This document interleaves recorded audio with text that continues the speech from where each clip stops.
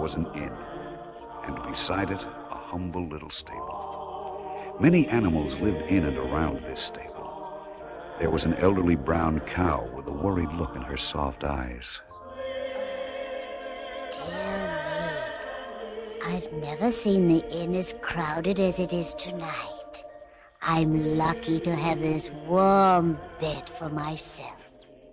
A pretty young goat, who wanted more than anything to take over the cow's bed, peeked in the doorway. You no longer give milk, old cow, so you don't deserve that bed. And the sooner the innkeeper turns you out, the better I like it. Oh, someday you'll be old like me and not able to give any milk. And you won't care for the thought of anyone taking over your soft bed. Nah, I'll worry about that when and if the time comes. Blackie, the innkeeper's dog, who had been sleeping in a patch of sunlight in the yard, woke up just then. Oh, are you two arguing again? Not at all, Blackie, but I do think Mrs. Cow should know what the innkeeper has in mind. Moo, have you heard something? I certainly have. Well, what is it, Mrs. Goat? Nobody keeps secrets here in the stable. All right, I'll tell you. I heard our master say that he has no more room in the inn, and if anybody else comes in tonight, he's going to offer them the stable. Oh, me.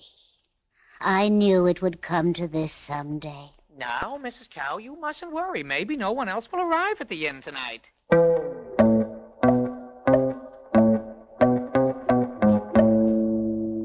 A huge ox, who was a guest in the stable while his master stayed at the inn, slowly shook his head. All day I've been pulling my master's cart along the road, and we passed many people on their way here to register for the taxes. There will be more guests tonight. You can be sure of that. It was growing dark. Night was coming. The night that was to be the most wondrous the world has ever known.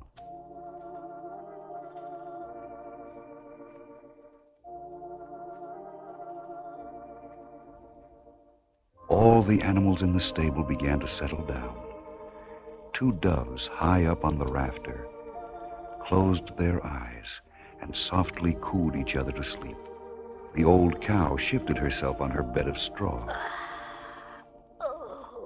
and closed her eyes. Mrs. Goat stretched out on the ground. This isn't too bad. Still, there's nothing better than a nice bed of straw, like Mrs. Cow's. The orange-colored cat, leaving the kitchen doorway of the inn, came over to the stable and sat down beside Blackie the dog. There's something different about tonight, Blackie. Something special. Special? Oh, I know. Because there are more guests at the inn, there are more scraps for you from the kitchen. I must admit I'm well fed tonight, but that isn't what I mean. Well, what do you mean?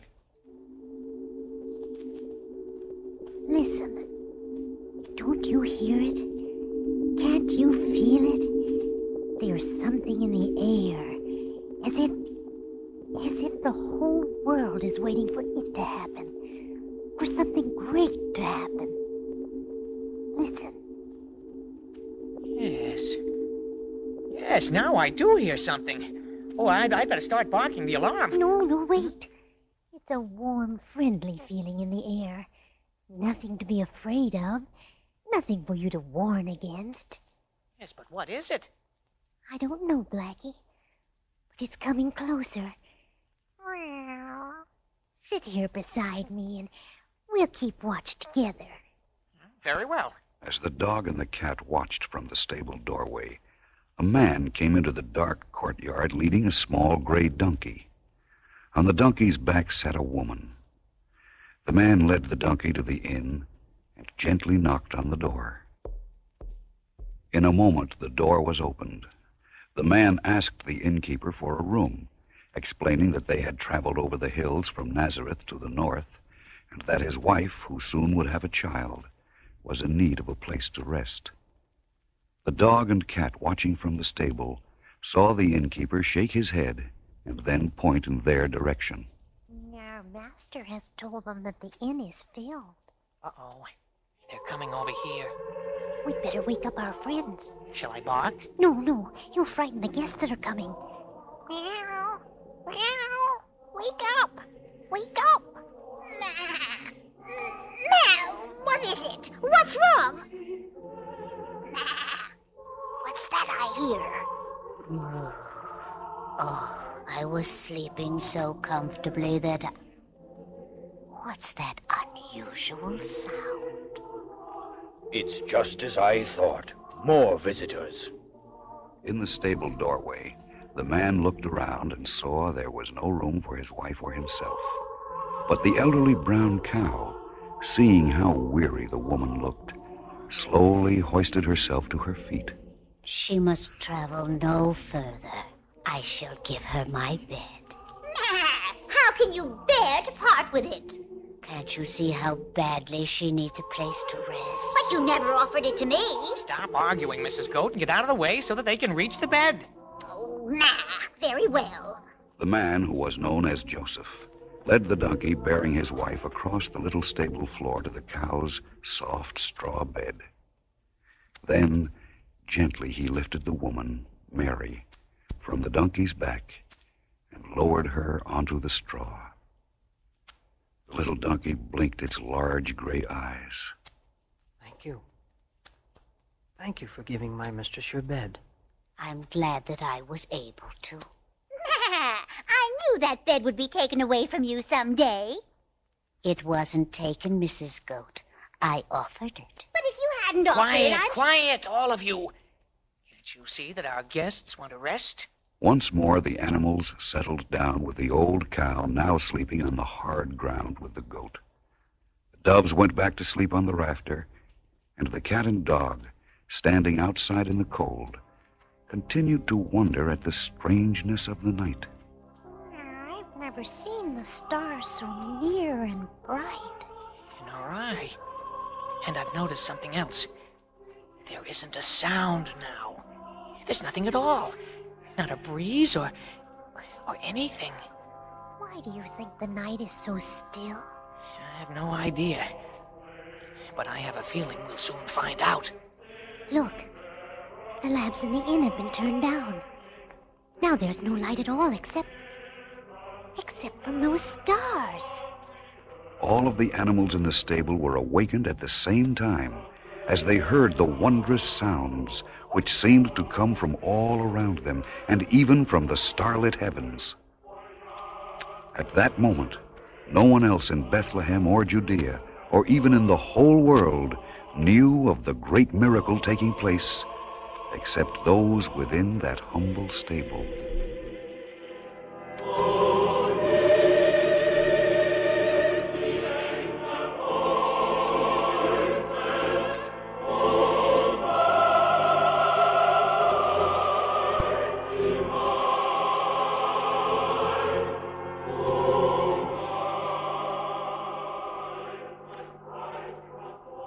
As Mary held the newborn babe in her arms, the old cow gently nuzzled the other animals. My manger can serve as a crib for the infant. But it still has some hay in it. What'll we have for breakfast? It doesn't matter. The hay will be a soft and sweet bed. You're very kind. I'll nudge my master so that he'll see your offering. Master? Master? He sees it. The woman is going to place the tiny baby there. You're right, old cow. I don't mind our hay being used for this child. But the night is cold. We must not let the babe feel it. Crowd close, my friends. Yes, we ought to keep the babe warm. As the doves cooed the tiny child to sleep, and the animals of the stable crowded close around the manger to keep out the cold of night, the dog and cat moved silently to the doorway, where they gazed up at the heavens. What is that up there? A star. The brightest, most beautiful star I've ever seen. Listen. A great star shining in the east was seen by shepherds keeping watch over their flocks. Angels appeared to them, telling of the miracle in the stable at Bethlehem, and the shepherds began to lead their flocks toward that holy place. In other lands, kings and wise men saw the star and knew what it meant. They mounted their camels, and carrying rich gifts of gold, frankincense, and myrrh, rode toward the east, following the great star. None of the animals in the stable slept that night. Instead, they provided a circle of warmth for Mary and Joseph and the tiny baby. With the star hovering above the stable, the first shepherd arrived, leading his flock.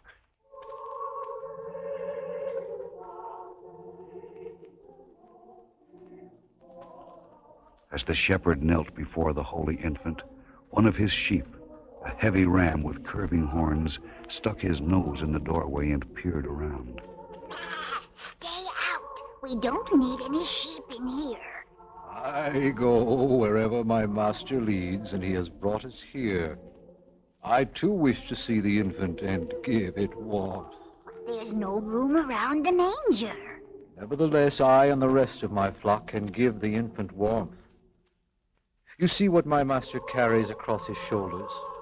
A blanket made from our soft wool. Let me remind him of what must be done with the blanket. Moving to where his master knelt, and taking the edge of the blanket in his mouth, the ram tugged gently at it until it fell from the shepherd's shoulders. Then the ram moved to the manger and left the blanket there. Mary gave him a grateful look as she tucked the warming wool around the baby. As the first fingers of morning light reached into the courtyard, the dog and cat sat together in the stable doorway and watched the approach of the first caravan of visitors. Shall I bark and warn our master at the inn? You'd wake up the infant. Oh, you're right. I won't make any noise. Here comes the caravan. The people are going in to worship the Holy Child. I wonder where they're from. Meow. That big camel over there looks friendly. Why don't you ask him? Yes, I will. Where are you from, Camel? Across the desert. Our masters followed the star and it led them here. You may go into the stable and see the babe if you wish, Camel. Every living thing is welcome there. Oh, thank you, but we are so big and the stable so small. There's no room for us. Just standing outside here will be privilege enough. In the golden light of that glorious morning, the courtyard of the inn and the stable itself was filled with people and animals, all paying homage to the newborn babe, a king for all time. And it could be that the most happy beings on earth were the animals, who gazed with soft eyes upon the Christ child. There were the doves, sitting high on the rafter above the manger.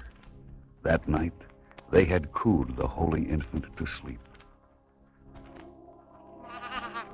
I had been looking forward to that hay for my breakfast, but I'm glad to go without it so that the babe may continue to sleep in the manger. People say that an ox is good only as a beast of burden. But last night I proved them wrong. Last night my huge body gave warmth to the King of Kings. I too helped warm the babe. My master covered the holy infant with a blanket of wool. Wool which came from me and my flock. They said I was too old to be of use to anyone, but I was the first to offer my straw bed to our guests and my manger to the babe. As long as there is anything on earth that I can do, I shall never truly be old.